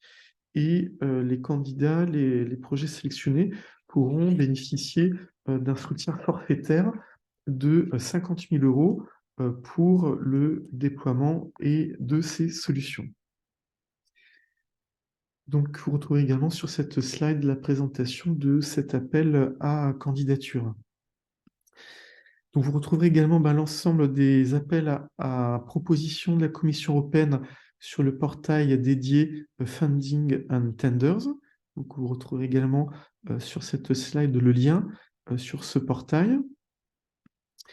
Et après, voilà, on arrive au terme de notre présentation. Donc, c'est aussi un peu cet enjeu de voir avec vous quelles sont un petit peu aussi peut-être les prochaines étapes de travail qu'on peut aussi partager et développer avec vous. Je vais en fait partager aussi maintenant dans le chat le lien d'un petit questionnaire Zoom. Alors, j'espère qu'il va fonctionner. Et donc, ce sera aussi pour voir avec vous, au-delà de cette session d'information, peut-être quels sont les programmes, en fait, sur lesquels vous souhaitez plus particulièrement euh, avoir plus d'informations, ou est-ce que cette session vous aura permis, euh, sur ce panorama, en fait, d'avoir peut-être une information plus claire par rapport à l'articulation entre la stratégie et votre déploiement européen, et également avec les différents programmes et dispositifs que nous vous avons présentés. Alors, je ne sais pas si le lien que je viens de mettre dans le chat fonctionne. Est-ce que c'est bon pour vous? Oui, c'est bon. Ça Oui, fonctionne. il fonctionne, il fonctionne. Voilà, on vous remercie par avance de bien vouloir le compléter, le remplir, pour que vous puissiez nous transmettre là vos retours. Et donc là, nos prochaines étapes de travail, c'est évidemment d'accompagner les candidats déposant sur les appels ouverts 2024 d'Europe créative. Donc ce travail est déjà démarré depuis l'ouverture des appels. Donc en fonction de vos sujets, on sera très heureux, voilà, de vous mettre en relation avec nos différentes communautés de travail de candidats déposant sur ces appels. Également, nous, en tant que bureau Europe Créative, nous sommes en lien avec les autres bureaux Europe Créative des autres membres du réseau des bureaux Europe Créative. Et donc, on organise sur certains appels spécifiquement des sessions de pitching de projets, sur certains appels, des sessions transnationales. Également, nous partageons des fiches de recherche de partenaires entre ces différents appels. Donc, n'hésitez pas aussi à nous faire savoir aussi les enjeux, les besoins plus particuliers que vous pouvez avoir pour développer vos projets. Et aussi, un point important, c'est que nous travaillons de manière étroite avec la Commission européenne, le ministère de la Culture, le Centre national du cinéma, également les autres points de contact nationaux, PCN Horizon Europe, et les agences nationales Erasmus+, notamment. Et donc, c'est aussi cet enjeu pour nous d'ouvrir un espace d'échange, de dialogue, pour que vous puissiez justement faire remonter vos points d'attention, vos recommandations, pour les faire remonter au niveau national et au niveau communautaire, pour notamment attirer l'attention au niveau politique, par rapport aux urgences, aux besoins et aux enjeux qui pourront aussi participer à l'évolution des programmes européens, tout en sachant que l'année prochaine sera l'année des élections européennes, du Parlement européen. Donc ce sera aussi une année clé de transition. Également, l'année prochaine sera l'année d'évaluation à mi-parcours des programmes européens qui sont d'ores et déjà en train de réfléchir à l'évolution de ces programmes après 2027. Donc, ce que je vous propose maintenant, hop, sur ma dernière slide, merci à tous de votre attention sur cette présentation, et je vais clôturer l'enregistrement.